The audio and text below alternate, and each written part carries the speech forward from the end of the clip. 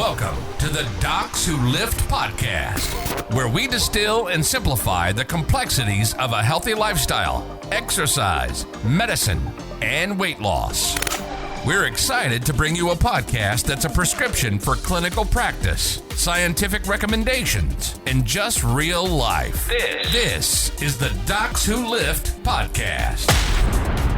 Hey, and welcome back to the Docs Who Lift podcast. I'm your host, Dr. Spencer Nadolsky, and I got my co-host, Dr. Carl Nadolsky Jr. Hey.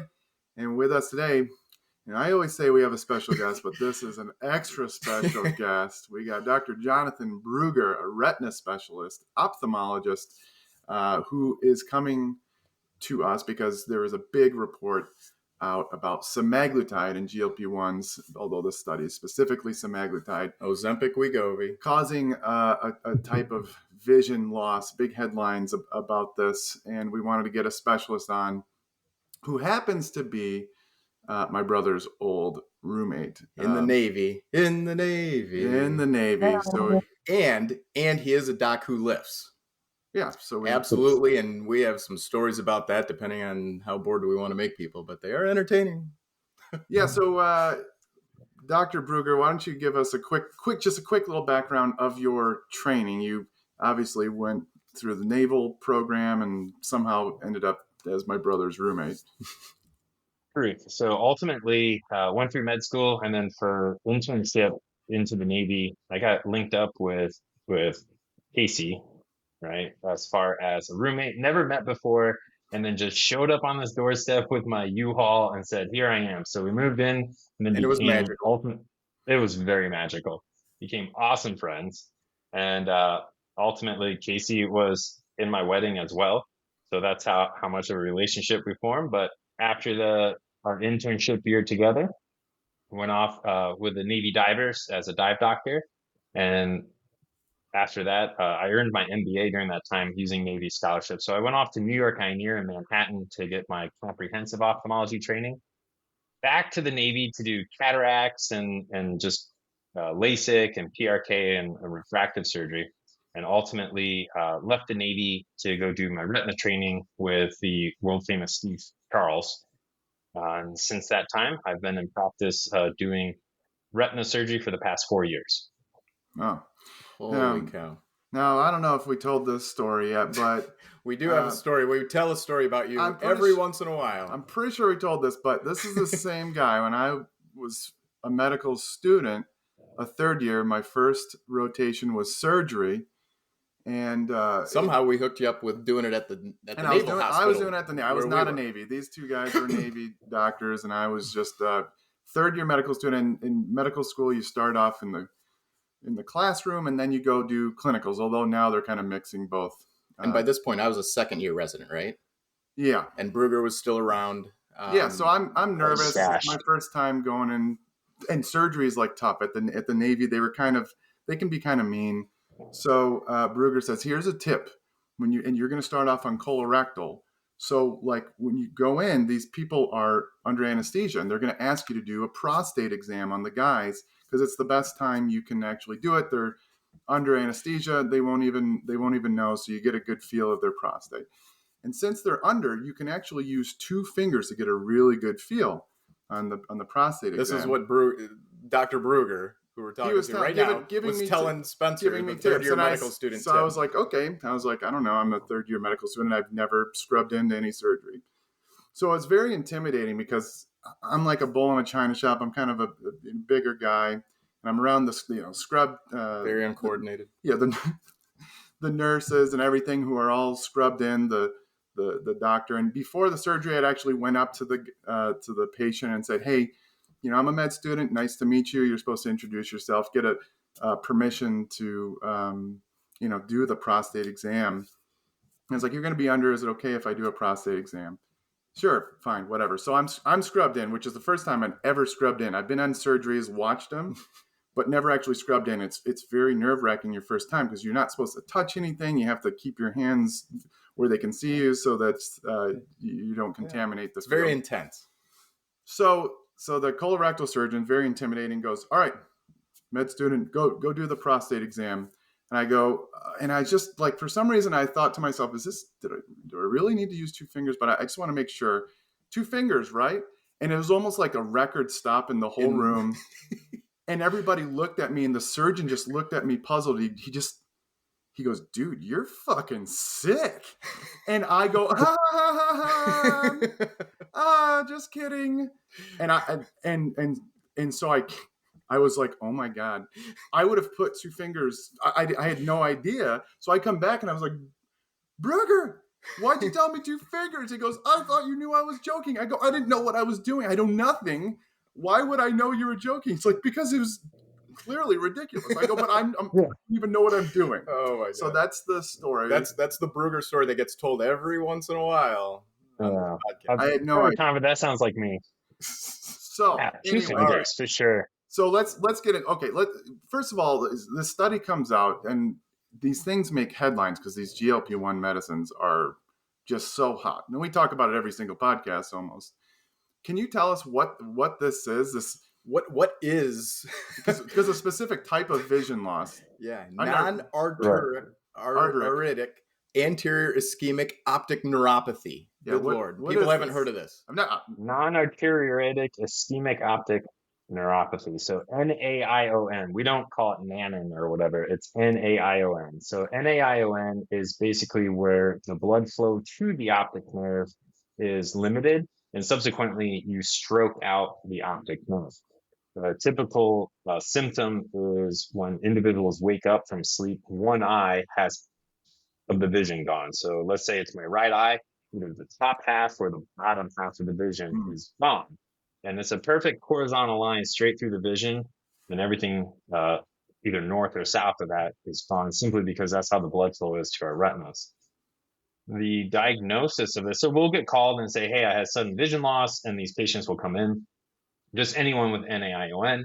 And ultimately, we have various signs and symptoms that we kind of had on to make the diagnosis of exclusion. It's not really a hardcore, hey, there's a lab and we proved it. It's more of a constellation of things. First and foremost, often the optic nerve is what we call a disc at risk. So the optic disc, and it's very crowded. So all the vessels are pretty tight. And I think of it kind of like having a too tight of a turtleneck, right? You don't want it too tight because it's going to cut off circulation. So often their optic nerve is pretty tight and all the blood vessels are crowded. Then there's 3 different things we look for. One is sleep apnea, or individuals, I'll ask if they snore a lot at sleep or if they stop breathing if they have a partner. That will drop your blood pressure at night. Number 2 is if they take blood pressure medicines before they go to bed, because that can drop your blood pressure at night. And then finally, we ask about hydration. Because if you're dehydrated, or if you were working really hard the day before, then your blood pressure could be too low at night, drop your perfusion, and that tight disc will squeeze around the vasculature. You'll lose blood flow to the optic nerve, and then at that point, you lose half of your vision. Holy cow. And so there are a lot of associations with this stemming from, say, obesity itself, right? So obesity complicated by sleep apnea, type 2 diabetes and high cardiovascular risk, right, is a risk factor. Absolutely. From what I know. And so the patients, the type of people who are the ones who should be getting semaglutide and similar medications are the ones who have the highest risk. I mean, we talk about 85% of people with obesity and type 2 diabetes have sleep apnea. They all have high blood pressure. So they're getting treated with blood pressure medications, while at the same time, we're trying to treat their obesity, lose the weight, nutrition, exercise, plus medicine that helps it do that, and low blood pressure. And that's what you're kind of saying, that drop in blood pressure overnight. Yeah. If you have a drop overnight, that's the typical cause for this. And that's why it's the morning. And hence in the morning. So somewhere probably around 2 a.m., their blood pressure drops. They become apneic. Their late night blood pressure meds are kicking in. They're dehydrated, and they just don't perfuse the optic nerve. And ultimately, when I see these patients, I look and say, hey, there is a possibility of having what's called a sequential NAION. So the other eye could take a hit. So it becomes more important for me to adjust their blood pressure medicine and say, hey, we can't take it at night anymore. You need to take it in the morning. We need to get sleep apnea study, and we have to look at potentially losing weight, because that is the sleep apnea correlation typically. So in general, I mean, it sounds like we all have to do what we all say we have to do all the time anyways, and really try to prevent this, the risk factors Right. from causing this. I mean, so I was trying to look up what the difference is between non-arteritic, whatever, yada, yada, yada. from actual Anteoritic ischemic arteritic, optic neuropathy. anterior, and it talks about AION. yeah, so it talks about giant cell arteritis and inflammation, but this is non-inflammatory. Correct. This is non-inflammatory. So AION is a full-blown stroke, typically. AION we often associate with, like you said, giant cell arteritis or GCA, and that is an inflammatory condition against the elastin of musculature. Okay. Right. That typically will present as the whole eye going like light perception. So they'll have a central retinal artery occlusion typically in their eye, or the nerve took a full hit. And that is that the blood flow from the artery has been completely limited. All right. So before we get to what this study was about, we have to take a slight break, apparently, for these ads that the podcast platform needs. So here's our break. Moment of silence for the sponsors. All right. Godspeed. All right, wait. So, okay, first thing I want to know, just before we get into how the study was done and whatever, is this known now amongst eye doctors, ophthalmologists, that like, hey, we're starting to see this? Is this why they looked into this? Like, because you wouldn't even look into this unless somebody's anecdotally seeing a signal. Well, they did say in their background that, hey, there have been some anecdotal thoughts on this. So right. What's your anecdote? I'm sure some of the neuro-ophthalmologists who might see this more are picking up on that. It's similar to how the retina specialists, we're picking up that all these GLP-1 inhibitors are causing rip-roaring diabetic retinopathy. That is on the FDA warnings for a lot of these drugs. We'll talk about that at the end. There's some nuance to that I think we need to have and ultimately this is something that's kind of recently poked its head up, and as we're trying to wrap our heads around it, I think we're all going to fall back, or at least my opinion is falling back onto the cause of NAION, which if you're dropping a lot of weight and your blood pressure is dropping, but you're not adjusting your medication for your hypertension, or you're still taking them at night, you're going through a huge fluctuation, where if diet and exercise, you have a kind of a slower decrease in your blood pressure. You know, with a gastric bypass, it's even more rapid. But what's the difference? With a gastric bypass, you have a lot of follow-up. You're seeing a lot of your surgeons, the next day, the next week, weekly for a while. You're being measured and monitored very closely because we know you're going through a rapid change. And I think here with these medications, you're somewhere in between. So it may fall upon the primary care providers to start monitoring that blood pressure a little bit more closely, to rein in some of those drugs more closely, or have home monitoring be a staple to primary care doctors, where we're like, hey, we need to monitor your blood pressure. Also, it wouldn't hurt. Remember I said there was a disc at risk? So this isn't going to happen to everyone. But anytime I see a patient with a very tight optic nerve, which is the optic disc, I warn people, I go, if you have blood pressure, don't take your medicine at night. Stay hydrated for bedtime. And ultimately, if you snore, you need a sleep apnea test. So I try to get ahead of that curve because it's so devastating, and there's nothing we can do to bring that vision back. Yeah, so you already bring up so there's biological plausibility right here. Everybody's like, what about these GLP-1s? Is it the receptors on the optic nerves and all these different things? But you bring up very, like, the simplest obvious. The more obvious, simple answer that actually causes this. And that makes sense to me, because even people can get nauseated and severe so much that they're vomiting, they get dehydrated.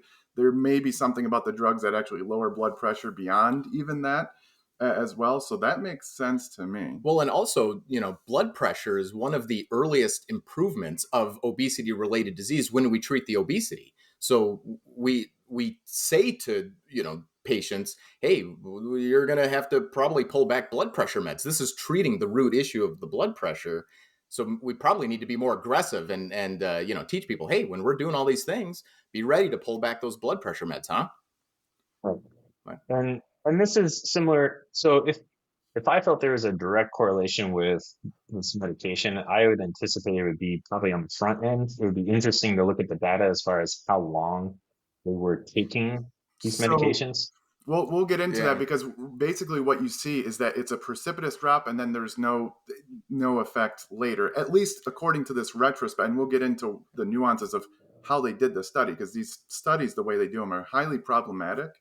However, having said that, I think what you bring up It makes some sense. it makes some sense. But we'll also talk about how the retinopathy signal from the SUSTAIN 6, the big cardiovascular outcome trial with essentially Ozempic and type 2 diabetes, is where the first signal came from. So let's talk about this study. We'll try to describe it in as layman terms as we can. So these authors, they kind of quote unquote leverage data from their own institution's centralized clinical registry. This was a registry within neuro-ophthalmology. Yeah, it was a neuro-ophthalmologist registry. So they're getting the patients that have these types of issues. But so what they did, it was a retrospective, meaning they're looking back at the cohort data, and it was from December 1, 2017 through this past November 30, 2023. And this is where it gets kind of interesting. I mean, they had almost 17,000 patients without a history of NAION. So that's what they started with, right? And then to see if there was an association, they had these two groups. They had patients with type 2 diabetes diagnosis, and they had people with obesity or an overweight diagnosis, essentially. And then they defined each group by either semaglutide, which could be Ozempic, or I don't know. There wasn't much time to do Wegovy, but they must have done that. 2021. So only a couple years of that. But semaglutide exposure versus non-GLP-1 receptor agonist therapy for either diabetes or obesity, respectively.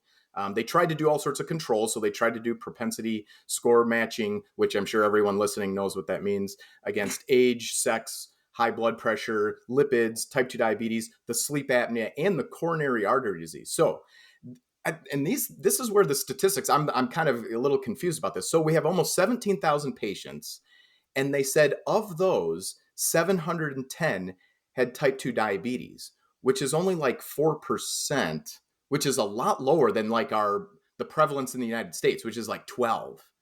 So that's one little nugget that I'm a little like, that's a little weird. And then, of that, they had, about 200 that were actually prescribed. In that case, what would have been Ozempic. And then 516 prescribed something else. So a lot more people were prescribed something other than Ozempic or GLP-1 receptor agonists. Average age was 59. It was kind of 50-50 female, male. And then they had almost 1,000 people classified as overweight or with obesity. So again, that's a very small percent. That's only 6%. And it should be like 40 some percent if it were similar to the United States population. So anyways, that had a more predominant female population, which is relatively typical of weight reduction medications. In that, 361 of those were prescribed semaglutide, presumably Wegovy, but not necessarily.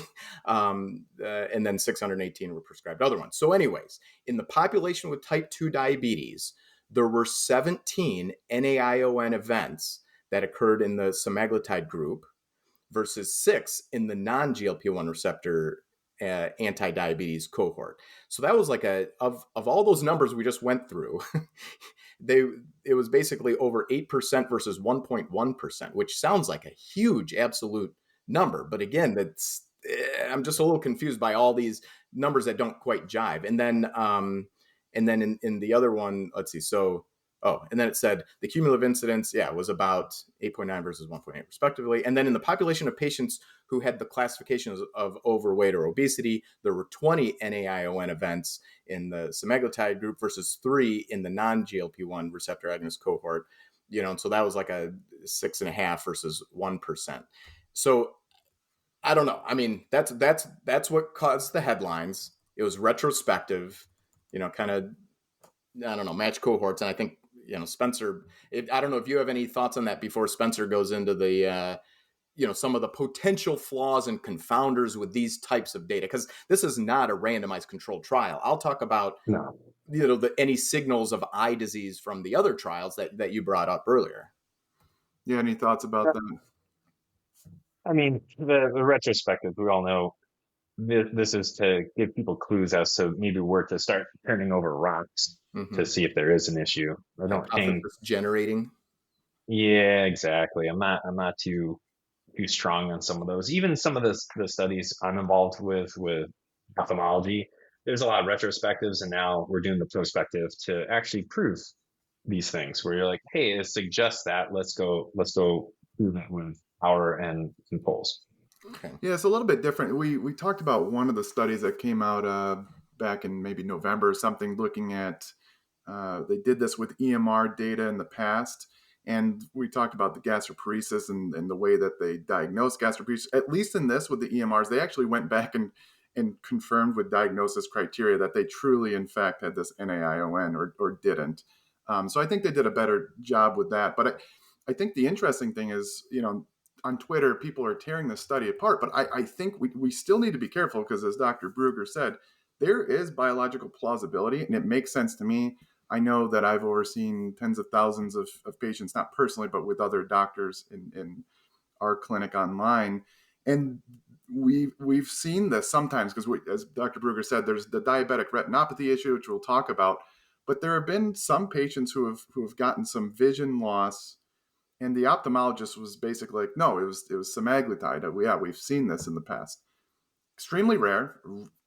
I've never seen it personally, but I've had other clinicians see this. But it sure makes more sense that it's like almost treating too well the other risk factors for it that then secondarily cause it, as opposed to a direct effect of the medicine, which again is mimicking our body's own natural hormones from our intestines. So, I'm always very skeptical when we're using these hormones that are essentially like what we have. They're just obviously kind of higher potency and stuff. When you look at the Kaplan-Meier curve, this is the curve that looks at the incidence of this disease versus the people that didn't take the semaglutide. There's a quick, and we can link to the study in this podcast, but the graph is interesting. It looks like there's a quick incidence of it, and then basically at 12 months, it doesn't change.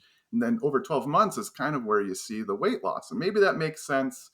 There are a lot of people on Twitter basically ripping this apart. As I said, they can't control for severity of type 2 diabetes. So the meaning, like, we don't know if these were severely uncontrolled versus very well controlled. Right. People that get semaglutide usually need more intensive therapy. therapy. That's later on. It's later on in the disease process. It's also, it's potential. The people that are getting semaglutide, they may be seeing different clinicians who are referring more. I don't even. There's all sorts of what they call selection biases. People that are getting sent to these clinics more often. Lots of different biases potentially involved, and that's problematic with all retrospective EMR registry type of data. Having said that, again, I do think we need to take this seriously, and there's biological plausibility. I don't know if there's anything else. I mean, the selection bias and that stuff is kind of the standard stuff people were talking about on Twitter. I've been using this artificial intelligence thing called Claude, and I basically talk back and forth with it. These things are amazing, by the way, and it's actually came up with a lot of the similar points of what the people on Twitter came up with, and I just kind of asking a little bit more questions. But I think the biggest things are kind of the selection bias. Some people are talking something about immortal time bias. You ever heard of such a thing? Have you ever heard of immortal time bias? I wish we had immortal time bias. Yeah, it's kind of interesting because the way that they calculated the person time for the statistical analysis is when they got a prescription for semaglutide and for the non-GLP-1, but they can't actually confirm when they actually picked up the prescription. So there's a time period where, whether they include it or not, where they would be considered immortal. And whether they adjusted for this or not, I don't know. Because the medicines all came out in 2017.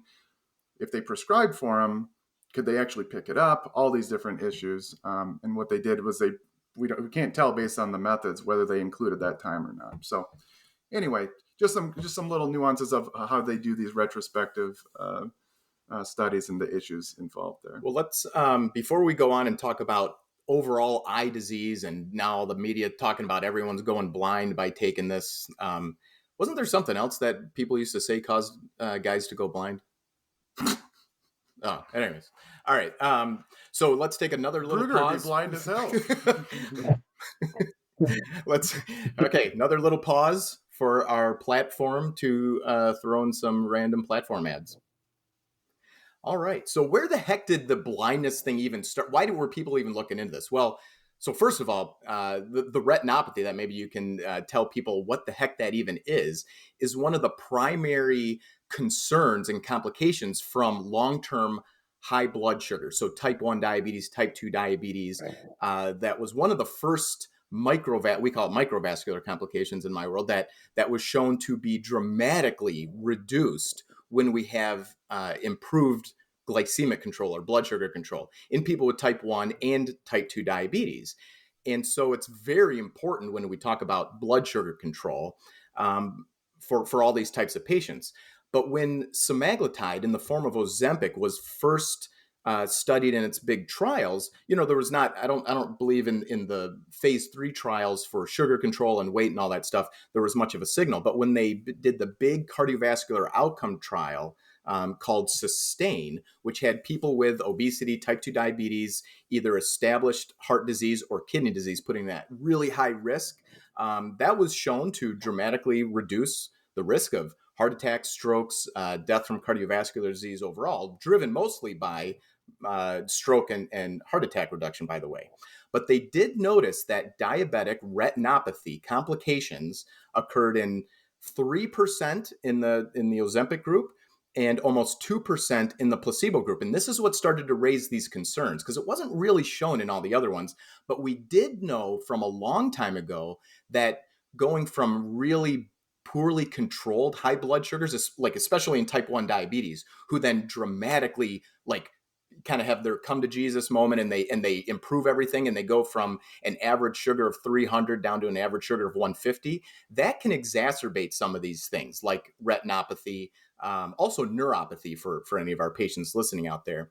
And so in that trial, most of the events occurred early in the trial, and people were attributing it to the magnitude and the rapidity of the rapidness of the reduction in average blood sugar levels, specifically in those who had pre-existing retinopathy, and 84% had pre-existing diabetic retinopathy in that study. So then just to kind of go forward with it, so that was Ozempic. That's what raised all the concerns. A lot of the meta-analyses of these types of medications show a hint of the retinopathy concern, seemingly driven from that study, from the Ozempic in heart disease and kidney disease study. So the pill form of semaglutide called Rybelsus, in their big cardiovascular outcome trial, didn't really show a difference. It was a non-statistically significant, balanced 7 versus 6.5% retinopathy. However, they excluded established proliferative retinopathy because of the SUSTAIN trial. So they were like, oh man, we better not give it to people who have really established disease. And then in the FLOW trial recently published, this was in people with type 2 diabetes and diabetic kidney disease. And so we talked about this on a previous podcast. It reduced the risk of really bad kidney events, reduced the risk of heart events and deaths. In this trial, so this is really interesting because there was a 22% risk of retinopathy in each arm. There was no difference. So these are pretty high risk type 2 diabetes, heart disease, kidney disease type patients. And there was no real difference in the retinopathy. They did report eye disorders overall, and it was a hint more in the Ozempic group than placebo. It was 3 versus almost 2%. Not huge numbers or anything like that, but that was there. And then one other little study I want to mention. This is the SELECT trial. So this was obesity without diabetes, but with essentially established heart disease. There were 17,000 people in that trial, no diabetes. They didn't really mention retinopathy, but there was a 0.5% in each arm. So again, no real difference. In fact, it was exactly the same, placebo versus semaglutide, who had an adverse eye event. So, those are high risk. They have severe obesity. A lot of them have sleep apnea. They have heart disease. They're on blood pressure meds, but they don't have diabetes. And they didn't mention retinopathy, but they did mention eye events. So there's kind of the background those are trials. Let's ask Dr. trials. Brugger what the difference is between a retinopathy and an NAION. Yes. Great question. So NAION is a hit directly, the hit being a blood flow with you to the optic nerve itself. And ultimately, with diabetic retinopathy, the small vasculature that is supplying blood and oxygen to our retina is greatly reduced. And that's because you get little microaneurysms, you can get ischemic events, similar to our neuropathies in our feet and why diabetics have difficulties healing wounds. Ultimately, the eye, which has a high metabolic demand because it's getting bombarded with all this light, it just isn't getting enough oxygen. So we release then a multitude of signals, the major one being vascular endothelial growth factor. That's the retina signal saying, hey, I need more oxygen, grow me new blood vessels. And that VEGF, vascular endothelial growth factor, then is making the vessels open. They start leaking and they're trying to grow new vessels, which they'll do. And then those can bleed and cause problems as well. The pericytes that go around our vasculature fall off and die in diabetes as well. So that is causing some leakage. So what we see in the retina is swelling or edema that is in the retina. We'll see hemorrhaging in the retina. And sometimes we'll start seeing new vessels growing all over the place. And this is where the diabetics are getting shots in their eyes of anti-VEGF. So it quite literally will bind with the VEGF that the retina is producing to try and calm down the retina and this drive to grow new blood vessels. And there's multiple drugs on the market. There's even now Ang2 inhibitors for this angiogenesis or the growth of new vessels. So we have a lot of tools to use against this vascular drive, if you will. And that's kind of in the nuances of ophthalmology, all the treatments that we can do between like lasers, injections, and surgeries, and those types of things to try and save people's visions. But a lot of that is driven by that VEGF. We'll see a cascade. It's interesting that you mentioned all those trials, because when the one that really piqued my interest is the one about the obesity having the same incidence of ocular events. And you're like, what are you talking about? An ocular event? What's that? Right? You just need glasses or cataracts? What's going on? There's another category that I pull off of patients with blood pressure issues, and that is a vein occlusion.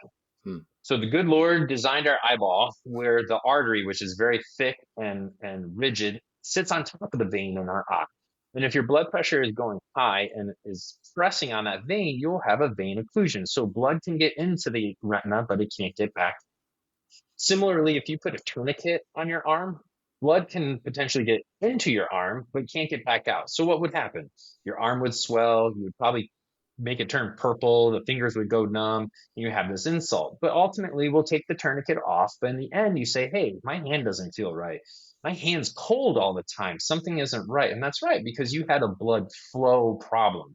And that then makes the retina want to grow new blood vessels because it thinks it's not getting enough oxygen. We see swelling, we see bleeding in the eye.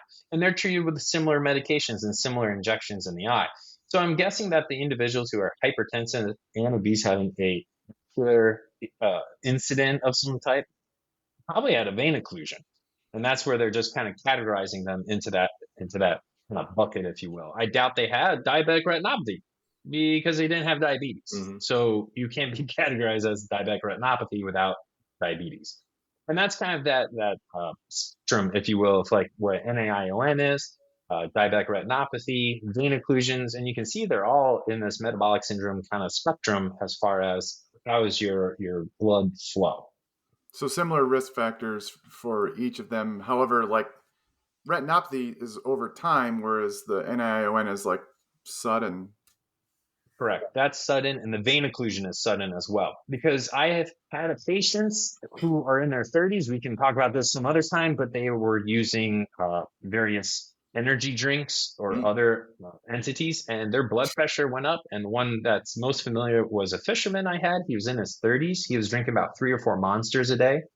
He was slightly overweight. What His other blood pressure entities were they was doing that you mentioned? no. Sometimes it's that. Sometimes it's like NO explode stuff, which we Oh. saw a lot in the Navy. People having. I remember Dr.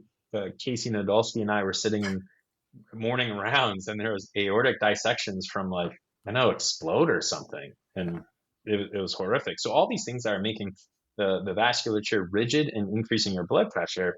We'll see vein occlusions on these kids from high blood pressure. The NAION tends to be low blood pressure. And then the diabetes is just poor blood flow. It's equivalent to having very small strokes throughout the eye, little by little by little. And that's why we wind up with kidney disease, dementia, neuropathies. And that's why the diabetes can be so profound as far as So then I guess the media headlines now, because of this and because of this, little signal, the retinopathy, and you've had the experience with the retinopathy, and it certainly concerns you as the man who deals with this stuff. But now, of course, all the headlines are saying, well, people are going blind by doing some of this new rare thing. Everyone's going blind. And it's like, holy cow, that's probably not the truth. But it sure seems like we need to prevent all these problems that are causing these and putting people at risk. And there's some plausibility. The diabetic retinopathy entities is real. So in my training and residency, so this was 2013 to 2016, we knew that if people controlled their diabetes, their retinopathy went haywire. Yeah. So people would have a A1C of 12. And we're like, all right, we need to watch them very closely. We would even sometimes just treat them with injections because they have some edema, but we wouldn't necessarily let them go because as they're correcting them, like, this is when you're going haywire. And time again, patients would be upset because they're like, my sugars are so much better now. Why are my eyes getting worse? And we said, it's a paradoxical shift. We just have to ride this wave and we can get you out. And that would be true. We would just have to do some injections, protect the eye, and eventually they would adjust. They're probably getting better blood flow and better oxygen to their eyes. So it doesn't know what to do with it because it's leaky vessels everywhere. Ultimately now, a patient actually brought it to my attention. She was started on Ozempic. She was one of my diabetic retinopathy patients, and all of a sudden her eye went haywire. And she didn't tell me what any changes. And I was like, oh my God, things are getting so much worse. We have to do injections. And we went from like injections every couple of months to every month we were doing a shot. I started doing laser in her eye. And finally she came to me and she goes, hey, Dr. Brugger, I read that, my Ozempic could be causing worsening of my diabetic retinopathy. I was like, what? No way. So went out, of course, looked it up, read about it, came back and said, you need to stop that right now. And she did. She stopped and she was able to reverse it. But sometimes there's still long-standing diabetic retinopathy, and it looks different. After I've seen a bunch of them, they look different. And when I see one, I go, are you on some type of, BLP-1? And then I had to learn Trulicity, Mounjaro, Ozempic. I have a list on my wall of all the different drugs so that going in, when I see how bad the retinopathy is, I know to ask those questions, and then I ask that they get off of it. And it's just because they're doing so well. They're like, why does it look different? It is like a volcano in their retina. It is all stretched out. It is fluffy. It is angry looking. It is the worst retinopathy you'll ever see. And why does that happen? I'm not sure. It is completely haywire. The thoughts, the prevailing thoughts were that it was quickly corrected. Because it's such a rapid improvement in blood sugar, weight, all that stuff. But we see that with insulin? We do see it with insulin. But what I'm saying, but he's saying, but not to this degree. Yeah, no. He's saying I've seen them get worse, and you're like, is it possibly because there's so many other things. People are always trying to pontificate some of the things beyond what we truly, truly know as to why these medications are so good, and specifically semaglutide, Ozempic for type 2 diabetes. And really, like I said, it was in that big cardiovascular outcome trial for Ozempic that really showed the signal. In the big cardiovascular kidney trial, it didn't show a difference in the two groups, but maybe people were better controlled going in. It was a more recent study. Something doesn't quite jive. So but for retinopathy then, in order to minimize this risk, you would make sure people aren't correcting too quickly with their blood? How would you? Well, we do that in our clinic for sure. Dr. Brugger, you said that you stop them, but then don't their blood sugars get worse, or what's going on? They usually go back on whatever they were before. So if they're like on Lantus or something like that, then we would switch them back over to where they are controlled. What they like though is that the medication has less babysitting to it, and they were able to drop their weight so much. And you're like, oh, that's fantastic. Look, I'm making more progress quicker. And that's why the patients like that drug. But then we just switch them back to where they were controlled. So these are controlled diabetics, and now they're onto a different drug, and then they go haywire. So it's not that we necessarily are rapidly correcting their sugars. It's people who are already corrected, but switching for other benefits that we're seeing things get worse as well. And that wouldn't have anything to do with the blood pressure because these are small. Well, right. It could. I mean, maybe not, but right. They do improve their blood pressure pretty rapidly. Again, these are really small numbers, only, really only signaled in the sustain, the semaglutide, the Ozempic trial, right. Not in the oral, not in the obesity without diabetes, but high risk cardiovascular disease, and then not in the flow trial, which was diabetes and kidney disease. So it's very, but then the other interesting thing, and then this is, between, we got ophthalmology, endocrinology, primary care, obesity medicine here. So there are so many other benefits. When people have retinopathy, that means they have such other extraordinary risks of heart disease, kidney disease, all these other things, where they are getting, so in my world, we're getting people off their insulin using these medications because of all the other benefits. So then if this happens, and to be honest, I think I've had one or two patients, because we know, again, but we think we historically thought it was the rapid improvements in sugar control. And we do that a lot. So we put people on these who have A1Cs of 14. I have a selection bias myself because those people are getting referred to me, right? So we're seeing the very severe patients. But I always talk about, hey, just be, one, make sure you're seeing your eye doctor every year. So everyone needs to do that. Two, we should probably prevent this from ever becoming an issue. So if you're, let's prevent obesity, let's prevent type 2 diabetes, let's treat it early on. Because the other thing that they noted in these trials was people with diabetes for over 10 years that were associated with the potential risk of the retinopathy. And we're talking about retinopathy now, but and also older patients. So I guess in my world, I would say, wow, let's work with the ophthalmologist, but let's think about the benefits versus what can we do to prevent worsening of the retinopathy if this is a truly semaglutide specific thing somehow, because it's also not showing in the tirzepatide, which is Mounjaro trials that I'm aware of. That I looked. And maybe it's because we don't have the big cardiovascular outcome trial yet, or maybe are they excluding people with that because of the sustain trial? I wonder. It's because everyone's concerned about it. Yeah. Well, it's not even close to published.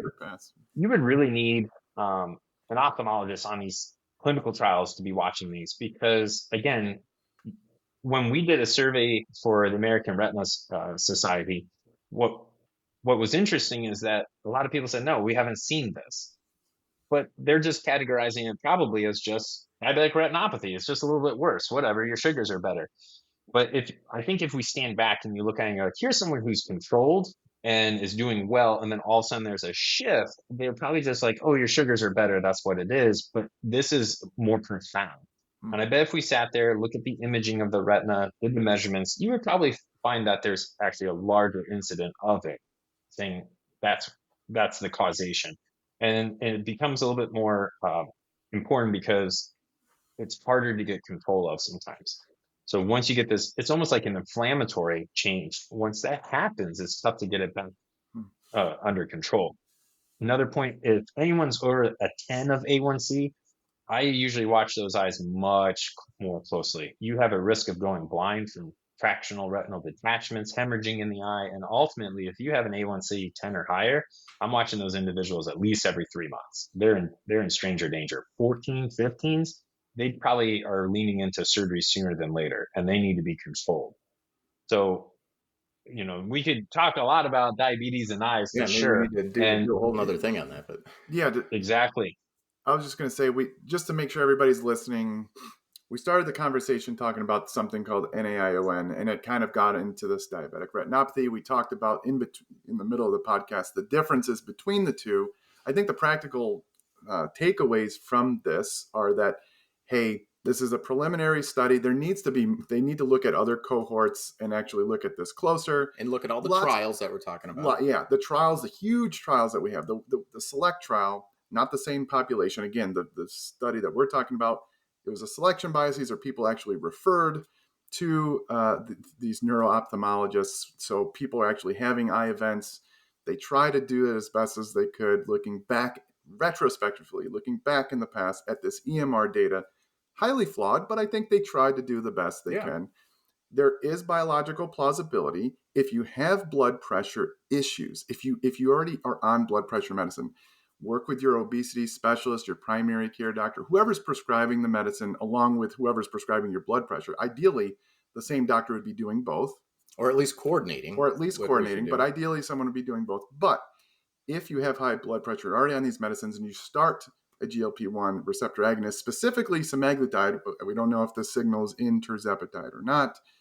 However, but you get really good weight reduction and blood pressure control on it. So there's potentially, we can't say there's actually it's causal because of the way this study was done.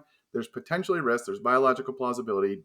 Make sure you watch your blood pressure quickly. If you have sleep apnea, you snore, risk factors, make sure you get that looked at. And then make sure you adjust your blood pressure medicines very quickly. Because I have some patients that even it's called orthostatic hypotension. They will get dizzy when standing up. And so we have to adjust their blood pressure medicines quickly. So ideally you'd have a at-home blood pressure monitor. A lot of my patients do. But again, I have more severely patients, I guess. The other thing to note is that these medicines are just, as we've talked about, we are shills for these medicines. We don't make money from big pharma, but these medicines have major improvements in cardiovascular disease and all sorts of quality of life. The absolute risk is very small. It wasn't even shown in any of the trials, but in this retrospective cohort where they looked specifically at those having eye issues, it was still a pretty small percent of the patients. But something we have to think about, and I guess something we should consider. Yeah, I mean, so from my perspective, I would say, one, let's do all the things we need to do to prevent these problems, right? So primordial prevention. Let's prevent, poor diet and exercise and obesity in the first place. If we have obesity, let's prevent the complications of that. So let's address the obesity. Let's treat earlier on. Right. So let's deal with sleep apnea. Let's treat the obesity. Let's prevent diabetes and kidney disease. If you have type 2 diabetes, it's that early on. Let's treat it early on so you don't have the risk factors of not only this NAION, but the retinopathy. So the people who have diabetes, hyperglycemia for longer, the higher the glycemic problems, the higher the blood sugars for longer, the older age, all these things. If we treat these things early on, but then also have awareness, I think that there is something here, right? Let's not, the media is going to scare everyone away from all the benefits, but let's make sure everyone's seeing their eye doctors. Go see Dr. Brugger. Really. So my patients with type 1 and type 2 diabetes, they know you guys got to be seeing your eye doctors. And the worse your sugars are, the more frequently you better be seeing them, like you just said. And I hate to say it, but we have patients, who are struggling with high average sugars, A1Cs of 14, 15. So we got to address these earlier on. The statistic on that one finally is that after 30 years, 95% of patients with diabetes, whether type 1 or type 2, 95% of people have some form of diabetic retinopathy. So I have patients beating themselves up about what their sugars were in the morning. Mm-hmm. And I was like, listen, you're paying the piper for 28 years of diabetes. All right. So imagine if you had a 28-year-old car, it's going to need some work. It's going to have some rust spots on it. And that's what we're taking care of and managing. So it's easy to get down on yourself like you're screwing things up and go into the spiral, but we just have to use all the information we have right now to make the best decisions we can. And that's why we have Brugger on here. Dr. Brugger, hey-o, the greatest ophthalmologist in all the land. The best there is, the best there was, and the best there ever will be. If you have family members who are taking this medicine, friends, family members, worried about the blindness and want to talk about the NAION, but also the retinopathy, make sure you share this podcast. Make sure you give us a few reviews, only if they're good. If you don't like it, you can. Anything else? Well, go visit Dr. Brugger. You don't do a lot of the social media stuff to educate, but you do have some social media for your practice, I think, because I've seen that, and some educational materials online, I think, to tell people. So I'm building out BruggerRetina.com. So there you go. Slowly just doing with some blogs and building that up. Hopefully I'll have my YouTube with some surgeries, because a lot of patients have questions about different surgeries, whether it's retinal detachments or floaters or what have you. And then, of course, I'm with the practice Carolina Eye Care here, established out of Charleston, South Carolina. So if anyone in the area needs an eye check, of course, I'm there for you. Very cool. Right. Here's our outro. This podcast is for entertainment and education and information purposes only. Remember, the physicians on this podcast are not your physician. It should not be considered professional or personalized medical advice. It should not be used to replace speaking with your physician or medical professional to discuss your specific health concerns. The topics discussed should not be used solely to diagnose or treat any condition. As a result, we are not responsible for any unwanted medical outcomes. The views and opinions discussed are of those of the host only and do not represent those of any other entities.